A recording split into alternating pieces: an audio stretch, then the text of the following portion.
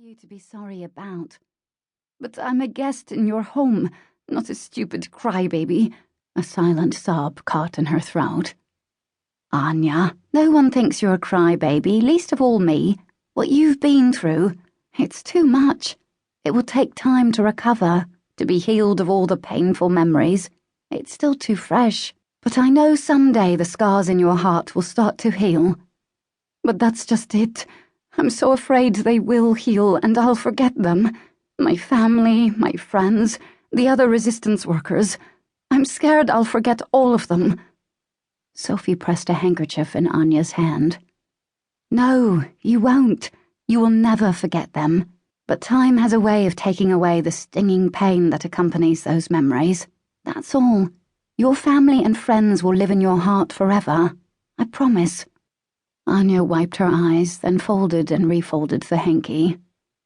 I think it was a mistake to leave my home. I think it's a mistake to marry Danny when...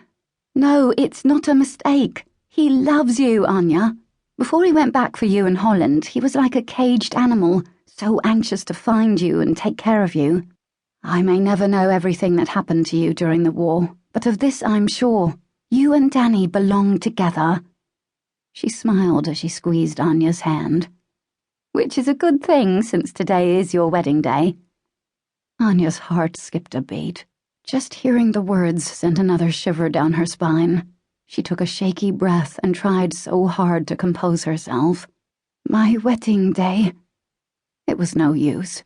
She dropped her head in her hands and groaned. Sophie, I can't do this.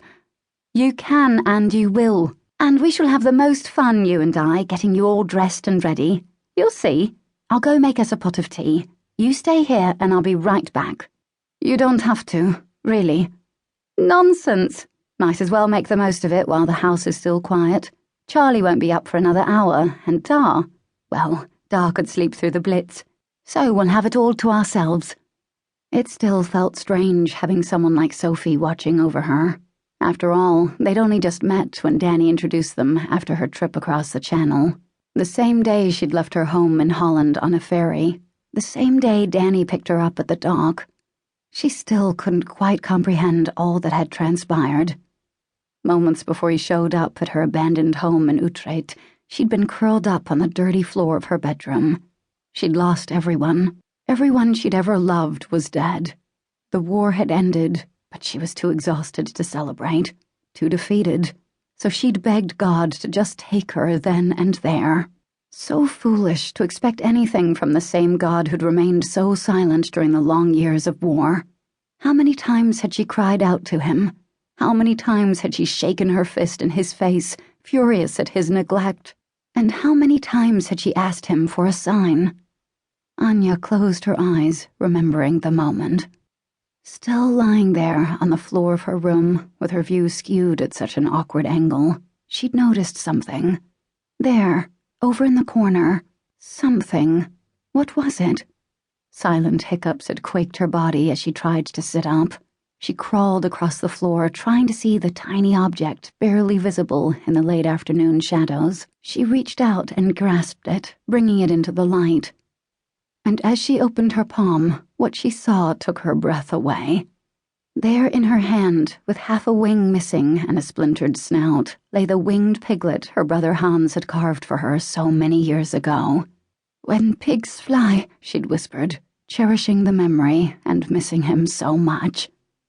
Footsteps had sounded behind her, someone coming down the hall. She dropped the pig in her pocket and dashed away her tears, not wanting Helga to find her blubbering like some helpless child. Clumsily she'd stood and turned to find her mother's friend standing in the doorway, the woman's gnarled hands over her mouth and the strangest expression on her face. Helga, what is it? Anya, there's someone here to see you, dear, she'd said, before moving aside. And there, in full dress uniform with his cap in his hands, Danny McClain had stepped into the room. Now that's more like it, Sophie said, returning with a tray and tea service. She set it on the bedside table. Anya blinked at the interruption. What do you mean? You're smiling. That's progress if you ask me. She poured a cup of tea and handed it to Anya, then pulled up a chair beside the bed.